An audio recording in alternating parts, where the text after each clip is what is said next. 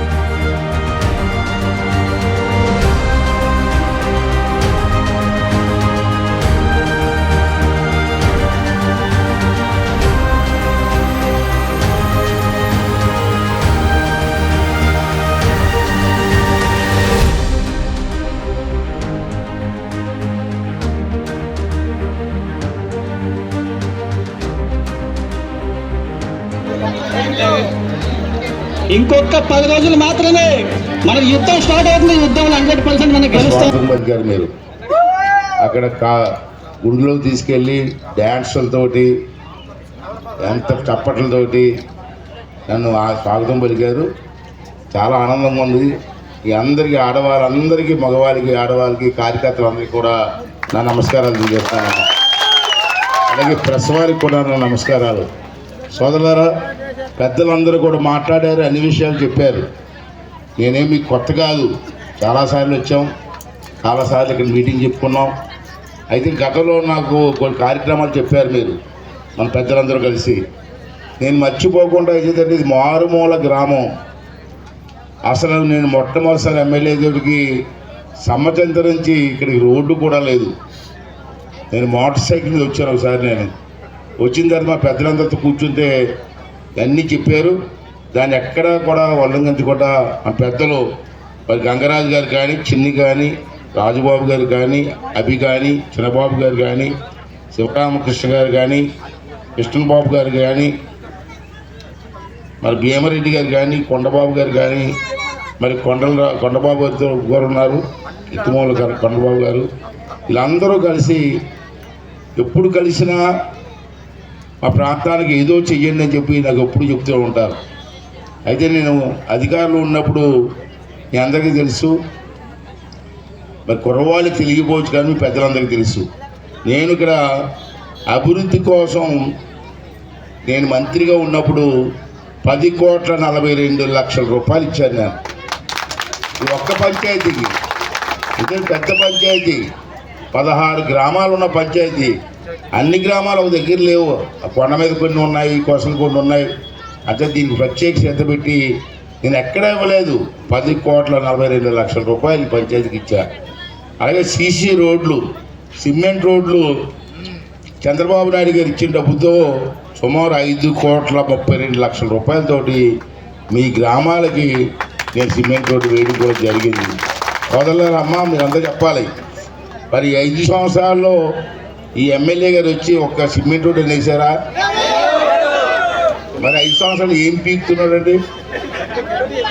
5 సంవత్సరాలు బట్టి ఏం పీకుతున్నాడు? ఒకసారి మీరు అందరూ కూడా అర్థం చేసుకున్నారు. అక్కడ వెళ్ళాను, ఏ ఊరేది మొదట? రావణపాలెంలో గుళ్ళోకి వెళ్ళాను, లోపల గుడికి చూడడానికి వెళ్ళాను.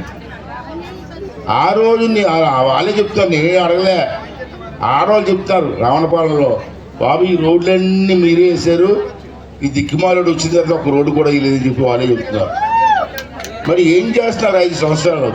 ఏ కార్యక్రమం చేస్తున్నారని చెప్పి ఒకసారి మీరు అందరూ కూడా ఆలోచన చేయవలసిన అవసరం ఉంది. మీకు తెలుసు, సరుగుడు నుండి సుందరకోట ఈ రోడ్డు కూడా మనమే పాపం చేసాం. అడుగుని చాలా కష్టమైంది రోడ్డు వేసేవాడు. చాలామంది ఇబ్బంది పడ్డారు. అయినా సరే నేను పట్టుదలగా వేయాలా, అన్ని గ్రామాలకు రోడ్డు వేయాలని చెప్పి పట్టుదలగా వేసాం. అలాగే ఇక్కడ వాటర్ ఫాల్ ఉంది మీకు, ఇప్పుడు పైన ఎక్కడ ఉంది ఒకసారి వచ్చి నేను చూసాను కూడా వచ్చి. అప్పుడు మన పెద్దలందరూ వచ్చి అక్కడ కొంచెం అభివృద్ధి చేయమంటే పూర్తి స్థాయిలో చేయలేకపోయింది. కానీ ఆ వాటర్ ఫాల్ కూడా 12 లక్షల రూపాయల దాకా ఇచ్చి కొంత కార్యక్రమం చేయడం జరిగింది. దాన్ని ఇంకా అభివృద్ధి చేయాలా. ఆ వాటర్ ఫాల్ కానీ బ్రహ్మాండంగా అభివృద్ధి చెందితే ఈ పంచాయతీకి ఆదా డబ్బులు వస్తాయి. అంచేత మా బీజేపీ నాయకులు ఉన్నారు, మన సీఎం రమేష్ గారు ఎలాగా గెలుస్తారు, సెంట్రల్ గవర్నమెంట్ నుంచి టూరిజం డిపార్ట్మెంట్ నుంచి డబ్బులు తీసుకొస్తే ఆ వాటర్ ఫాల్ కానీ బ్రహ్మాండంగా తయారు చేయగలిగితే చాలామంది టూరిస్టులు వస్తారు. టూరిస్టులు వస్తే ఉంటుంది. మరి నేనేసి ఆ ఎమ్మెల్యేని అడగాలి పరిస్థితి, నన్ను అడిగితే నేనే చెప్తాను. అంచేత ఆ టూరిజం డిపార్ట్మెంట్ తీసుకొచ్చి అభివృద్ధి చేస్తే ఎక్కడి నుంచో టూరిస్టులు వస్తారు మనకి, అదొక ఆదాయం. వాళ్ళంతా వచ్చారనుకోండి, ఇక్కడ భోజనం హోటల్లోని టీ హోటల్లోని ఉండడానికి అన్ని ఏర్పాటు చేస్తే ఉపాధి వస్తుంది కుర్రోళ్ళకి. అంచేత సీఎం రమేష్ గారు గెలుస్తారు. మీ అందరి దగ్గర నాకు నమ్మకం ఉంది. వారు వచ్చినండి వారి దగ్గర టూరిస్ట్గా అభివృద్ధి చేయడం కోసం ప్రయత్నం చేస్తామని చెప్పి మనం చేస్తాను. అలాగే సరువుడు టు శ్రీపురం గ్రావెల్ రోడ్డు, ఆ రోడ్డుని కూడా ఇంకా మనం తార్ రోడ్డు సిమెంట్ రోడ్డు వేసుకోవాల్సిన అవసరం ఉంది. దానికోసం మన చంద్రబాబు గారు వచ్చిన వెంటనే ఆ రోడ్డుని కూడా పూర్తి చేసి మీకు అప్పగిస్తానని చెప్పి కూడా ఈ సందర్భంగా చేస్తున్నాను. పదలారా, నేను మంత్రిగా ఉన్నప్పుడు ఒకసారి ఇక్కడికి వచ్చాను. అప్పుడు మన ఆడవాళ్ళందరూ కూడా నా దగ్గరికి వచ్చి, ఇక్కడే ఆడవాళ్ళు వచ్చి నా దగ్గరికి కొండ మీద నీళ్ళు లేకుండా చాలా ఇబ్బంది పడుతున్నామండి, మంచినీళ్ళు తాగడానికి కూడా మంచినీళ్ళు లేవని చెప్తే అప్పుడు డిపార్ట్మెంట్ పిలిపించి అడిగాను, ఏంటంటే కరెంటు ప్రాబ్లం ఉందని చెప్పారు. వాటర్ ట్యాంక్ కట్టొచ్చండి, కరెంట్ లేకపోతే నీరు రాదు కదా అన్నారు. అప్పుడు నేను సలహా ఇచ్చాను, కరెంట్ లేకుండా సోలార్తో వాటర్ ట్యాంక్ కడదామని చెప్పి నిర్ణయం తీసుకొని ఆ రోజుల్లో మీకు సోలార్ ట్యాంకులు 10 ట్యాంకులు ఇచ్చాను. 15 ట్యాంకులు ఇచ్చాను. సోలార్ కరెంట్ లేకుండా సోలార్ తోటి వాటర్ వచ్చి ఏర్పాటు చేసి సుమారు 15 ట్యాంకులు కట్టి ఇక అప్పగించడం జరిగింది. అలాగే ఆ రోజుల్లో ఐటీడీఏ లోన్లు 150 లోన్లు ఇచ్చాం ఈ ప్రాంతానికి, ఈ పంచాయతీకి. ఇప్పుడు ఐటీడీఏ ఎక్కడ ఉందో తెలియదు, లోన్లు ఎక్కడ ఉన్నాయో తెలియదు, ఐటీడీఏ ఆఫీసులో ఎవరున్నారో కూడా మాకు తెలియదు. ఇవన్నీ కూడా ఇల్లు కూడా ఆ రోజు ఒక రోజు వస్తే మాకు ఇల్లు కావాలంటే 75 ఇల్లు కూడా ఇచ్చాను నేను. అదంతా మీకు తెలుసు. కానీ మొన్న ఎలక్షన్లో నేను ఓడిపోయాను 5 సంవత్సరాల క్రితం. ఈ 5 సంవత్సరాల్లో ఈ జగన్మోహన్ రెడ్డి సైకో, ఎవరి మాట ఎండో, ఆడు పెద్ద సైకో నా కొడుకు, ఆడి మాట ఆడే, ఎవరి మాట వెండో, ఇష్టం వచ్చినట్టు పరిపాలన చేసి రాష్ట్రాన్ని అల్లకల్లోలు చేసి రాష్ట్రాన్ని అప్పుల పాలు చేసి పారేశాడు. ఈవేళ అన్ని అబద్ధాలే, నోరిప్పితే అబద్ధాలు, అన్ని పనులు చేశానని మనం విశాఖపట్నం వచ్చి ఏంటి రాజ్యం చేసావంటే, పోలవరం కట్టావా, రాజధాని ఉందా, ఏం చేసావు? సైకిల్ గుర్తుకు ఓటేద్దాం, అయ్యన్నను గెలిపిద్దాం.